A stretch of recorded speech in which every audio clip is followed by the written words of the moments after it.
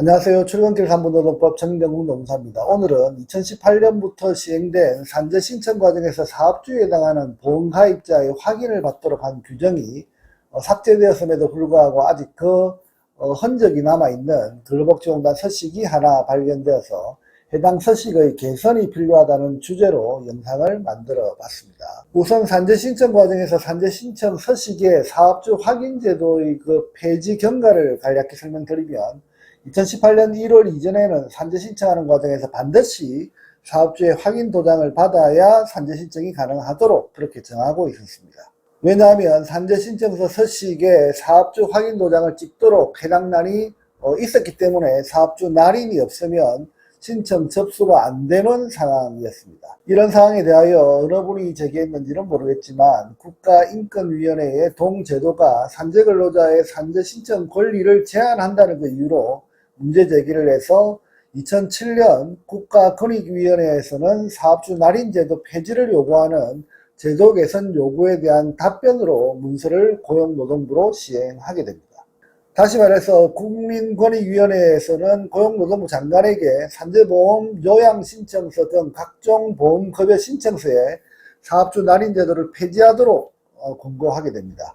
이후부터 사업주 날인제도의 문제점을 지속적으로 인식했지만 국민권익위원회의 권고가 최종 반영되어서 산재 신청 서식에 사업주 날인란을 완전히 없애는 데 소요된 기간은 사실상 10년 정도가 걸렸습니다.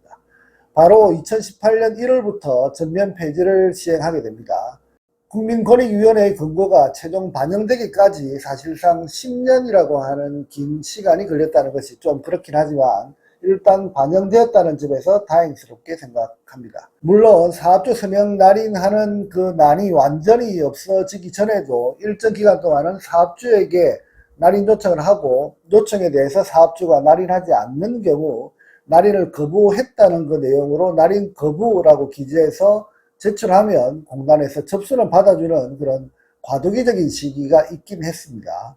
하지만 날인 거부를 인정받기 위해서도 사업주에게 일단 날인을 해달라고 요청해야 하는 그 번거로움이 산재근로자에게는 썩 좋은 사항은 아니었던 것으로 기억하고 있습니다. 그렇다면 국민권익위원회에서 사업주 확인제도 폐지를 권고한 그 의견 내용을 간단히 살펴보면 산재 신청 근로자의 요구사항을 반영한 그 취지를 잘 설명할 수 있습니다.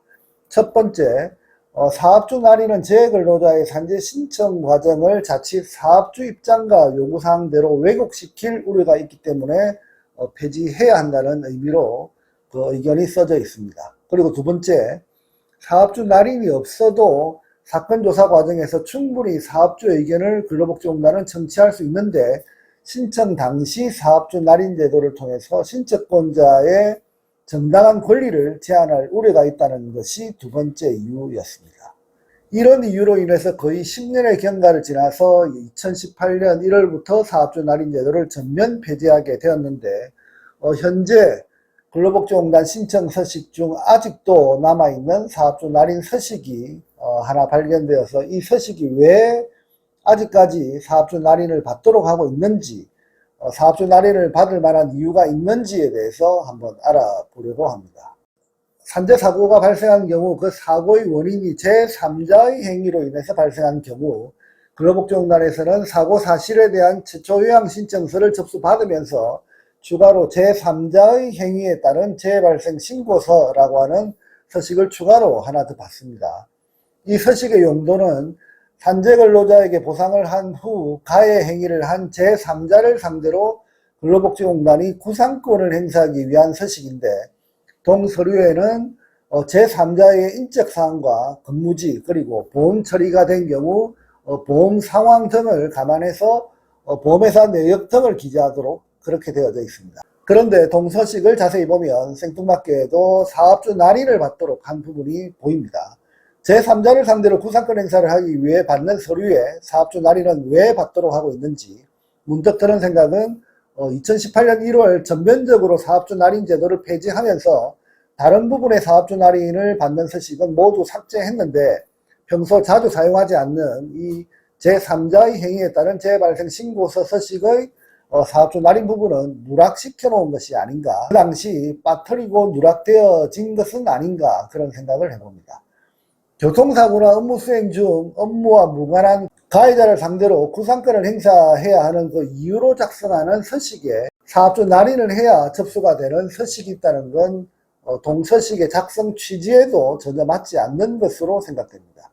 근로복지공단에서도 혹시라도 제 영상을 보신다면 동서식에서 사업주 날인 부분이 있어야 할 이유에 대해서 한번 검토해 보시고 제 생각과 동일하시다면 없애주시는 것이 산재근로자가 산재신청 과정에서 번거로운 절차 없이 진행할 수 있도록 도와주시는 것이지 않을까, 그렇게 생각을 해봅니다. 이미 대상 근로자가 산재신청 과정에서 저 서식을 사용해야 하는 경우나 산재신청 과정에서 사업주와 의견 충돌이 있는 근로자가 저 서식을 사용해야 하는 경우 등에서는 저 사업주 날인을 받도록 한 저 부분 하나가 있고 없고에 따라서 상당한 차이가 있다는 점, 그리고 상당한 부담이 될 수 있다는 점을 강조드리면서 오늘의 주제 영상을 마치도록 하겠습니다. 감사합니다.